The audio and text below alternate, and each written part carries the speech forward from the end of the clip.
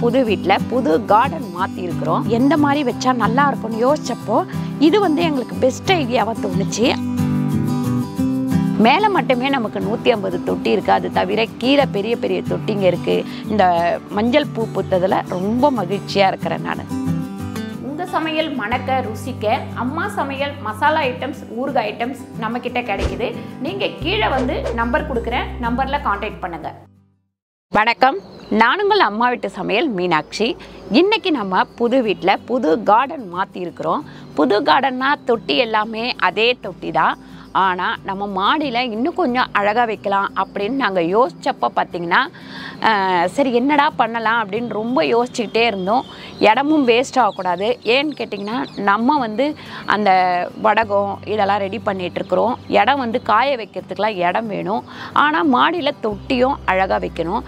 அதுக்காக ரொம்ப யோசித்தப்போ நான் ஃபஸ்ட்டு ஒரு பிளான் பண்ணோம். என்ன பிளான் பண்ணோம் அப்படின்னு பார்த்திங்கன்னா, கிரில்லுக்காரை கூப்பிட்டு நம்ம படி மாதிரி நம்ம கம்பியில் பண்ணலாம் அப்படின்னு யோசித்தோம். அது ரேட்டு கேட்ட உடனே அப்படியே கொஞ்சம் அலற வேண்டியதாக இருந்தது. ஏன்னு கேட்டிங்கன்னா, மேலே கீழே இங்கே எல்லாமே சேர்த்து 40,000 50,000 ரூபாய் வரும் அப்படின்ட்டாரு. கண்டிப்பாக இது நம்மளால் முடியவே முடியாது அப்படின்னு அந்த ஆசையை விட்டுட்டோம். அதுக்கப்புறம் என்ன பண்ணால் நீங்களே பார்த்தீங்க, நம்ம கார்டனில் அந்த கல்லெல்லாம் வச்சு நம்ம வச்சுருந்ததெல்லாம் பார்த்தீங்க. அதுக்கப்புறம் யோசித்தோம். கீழே ஒரு சின்ன வேலை நடந்தது. அப்போ கொத்தனாரை கூப்பிட்டு கேட்டப்போ, இந்த மாதிரி படி மாதிரி கட்டி கொடுக்க முடியுமா, செலவு கம்மியாக அப்படின்னு கேட்டேன். உடனே அவரும் ஓகே அப்படின்னு சொல்லிட்டாரு. ரொம்ப சிம்பிளாக ரொம்ப செலவு கம்மியாக நமக்கு பண்ணி கொடுத்துருக்காரு. அது எப்படி பண்ணி கொடுத்துருக்காரு அப்படின்னு சொல்லிட்டு நம்ம பார்க்கலாம். அதுக்கப்புறமா நான் எவ்வளோ ஆச்சு அப்படின்னு சொல்கிறேன். அதுக்கப்புறம் பார்த்திங்கன்னா, நிறைய பேர்த்துக்கு மாடி தோட்டம் வைக்கணுன்ற ஆசை இருக்கும். ஆனால் பார்த்திங்கன்னா, ஐயோ எவ்வளோ காசு செலவாகும் அப்படின்னு ரொம்ப யோசிக்கிற மாதிரி ஆகிடும்.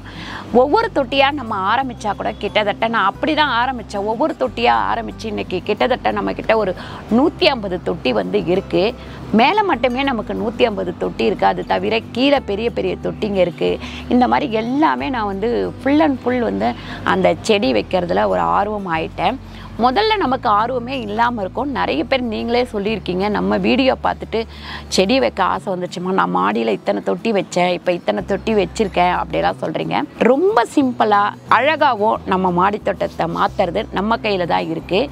உங்கள் எல்லாருக்குமே தெரியும், நான் எல்லாமே காயலாங்கடையிலேருந்து வாங்கிட்டு வந்து அந்த தொட்டி எல்லாமே ரெடி பண்ணி அதுக்கப்புறம் அதுக்கு ஒரு பெயிண்ட் பண்ணி இப்படி அழகழகாக பண்ணி வச்சுருக்கேன்.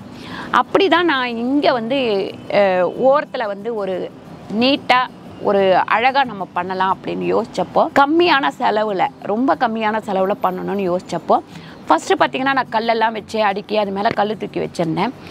அதே கல்லுங்களை வச்சுட்டு இன்னும் கொஞ்சம் நம்ம கல் வாங்கி நான் படிக்கட்டு மாதிரி அழகாக பண்ணிட்டேன். மேலே ஒரு லைனு கீழே ஒரு லைன் வைக்கலாம் அப்படின்னு சொல்லிட்டு. அதையுமே நீங்கள் பாருங்கள். அதாவது நம்ம மாடி தோட்டத்தை அழகாகவும் வச்சுக்கணும், கம்மியான செலவு பட்ஜெட்லேயும் பண்ணணும். இந்த கல் வச்சதுக்கு கொத்தனார் செலவோடு சேர்த்து பார்த்திங்கன்னா ஒரு 7,000 8,000 ரூபாய் வந்துச்சு. ஏன்னா இது ஒரே நாளில் முடிச்சிட்டாங்க. 2 பேர் வேலை பார்த்தாங்க. இந்த மெட்டீரியல் ஒரு 5,000 ரூபாய்க்குள்ளே தான் நாங்கள் வாங்கியிருக்கோம். அதுக்கு மேலே இதுக்கு செலவாகல. ஒரு 8,000 ரூபாயில் இந்த மாடி தோட்டத்துக்கு இந்த மாதிரி எல்லாமே கட்டி முடிச்சாச்சு. கட்டியிருக்கிறத எல்லாத்தையுமே நான் ஃபஸ்ட்டு சுற்றி காமிக்கிறேன் பாருங்கள். அதுக்கப்புறம் அதில் நான் எப்படி எடுத்து செடியெல்லாம் வைக்கிறேன் அப்படின்றதையும் நீங்கள் பாருங்கள். அதுக்கப்புறம் ஒரு சந்தோஷமான விஷயம் என்னன்னு கேட்டிங்கன்னா, இந்த தடவையும் நம்ம மஞ்சள் செடியில் பூ பூத்திருக்கு பாருங்கள். முதல் முறையாக போன வருஷம்தான் நம்ம மஞ்சள் செடியில் பூ பூத்திருந்தது. அதை பார்த்தப்போ ரொம்ப சந்தோஷமாக ஆயிடுச்சு. ஏன்னா இது வரைக்கும் நான் அப்படி பார்த்ததே கிடையாது அப்படின்னு சொல்லிட்டு. இந்த வருஷம் நான் 10 நாளைக்கு முன்னாடி தான் சொன்னேன், இந்த வாட்டி நம்ம மஞ்சள் செடியில் பூ பூக்கலை, பூக்குமா பூக்காதான்னு தெரியல அப்படின்னு. ஆனால் பூத்திருக்கு பாருங்கள்.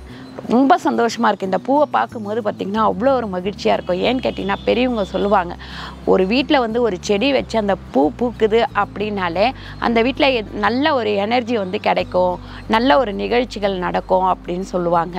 அந்த மாதிரி தான் போன வருஷம் நம்ம வீட்டில் பூ பூத்திருந்தது. கடவுளோட கிருபையிலையும் உங்களோட எல்லாரோட நிறைய பேர் வேண்டிக்கிட்டேன், நிறைய பேர் ஆசீர்வாதம் பண்ணியிருந்தீங்க. அந்த மாதிரி எனக்கு இந்த வருஷம் ஒரு சொந்த வீடு அமைஞ்சது. அதே மாதிரி தான் அடுத்த வருஷம் இந்த வருஷம் நமக்கு என்ன நடக்க போகுது அப்படின்ட்டு தெரியல.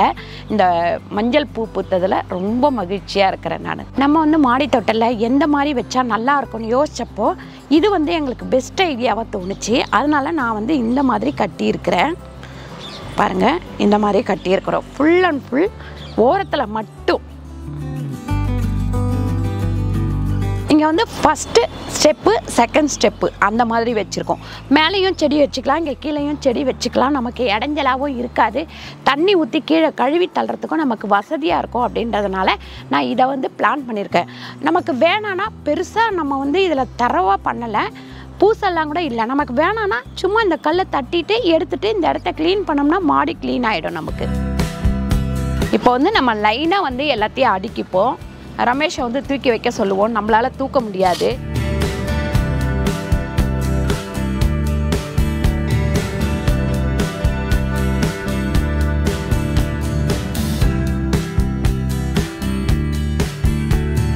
பாருங்க, இதில் வந்து இந்த லைன் ஃபுல்லாகவே நான் செம்பருத்தி செடி எல்லாத்தையும் எடுத்து வச்சுட்டேன். இன்னும் ஒரு 2 செம்பருத்தி இருக்குது, எல்லாத்தையும் எடுத்து வச்சுட்டு காமிக்கிறேன் நான் உங்களுக்கு.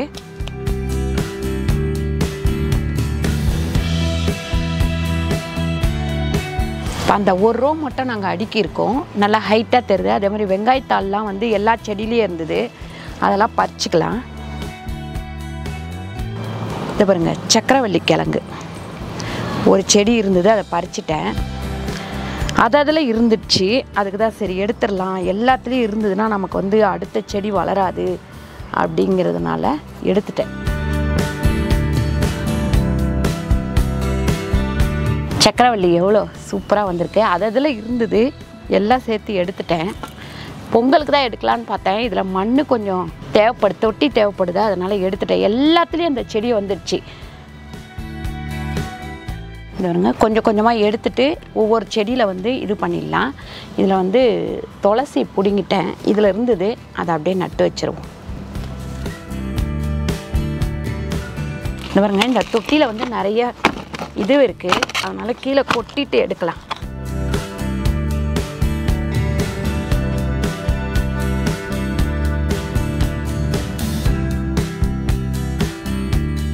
கரெக்டாக இந்த வேலையை பார்த்திங்கன்னா 8 மணிக்கு ஆரம்பித்தோம் காலையில். இப்போ மணி வந்து 12 ஆக போகுது.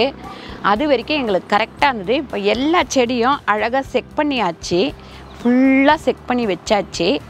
இப்போ வந்து நம்ம தண்ணி விட்டுட்டு இந்த இடத்த கழுவி தள்ளிடணும், அதுதான் வேலை. அதுக்கப்புறம் நம்ம தோட்டத்தில் இந்த மாதிரி பாருங்கள், எவ்வளோ கிழங்கு நான் எதிர்பார்க்கவே இல்லை. கிட்டத்தட்ட ஒரு 1 கிலோவுக்கு வந்துருச்சு சக்கரவள்ளி கிழங்கு. அதுவும் சும்மா அந்தந்த தொட்டியில் ஊனி வச்சது தான், அப்புறம் அது தானாக போய் அடுத்த செடியில் தொட்டியில் வந்தது தான். இவ்வளோக்குள்ளே இருக்குது பாருங்கள், சூப்பராக. நல்லா கழுவி எடுத்துக்கலாம். இதை இன்றைக்கி வந்து நம்ம மாடியை சூப்பராக ஆர்கனைஸ் பண்ணியிருக்கோம். ரெண்டாவது, நம்ம வந்து இடத்த வந்து ஒதுக்கி அழகாக பண்ணுறதுக்கு கம்மி செலவில் பண்ணியிருக்கோம்.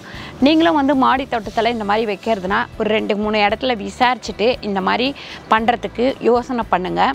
ஏன்னா இது ரொம்ப வெயிட்டும் கிடையாது, உங்களுக்கு நார்மல் கல் வச்சு தான் பண்ணியிருக்கோம், வெயிட்டும் பெருசாக ஏற்றலை மேலே. அதனால் இது எனக்கு பிடிச்சிருக்கு. உங்களுக்கு இந்த மாதிரி பண்ணியிருக்கிறது பிடிச்சிருக்கா அப்படின்னு சொல்லிட்டு கீழே வந்து கமெண்ட் பண்ணுங்கள்.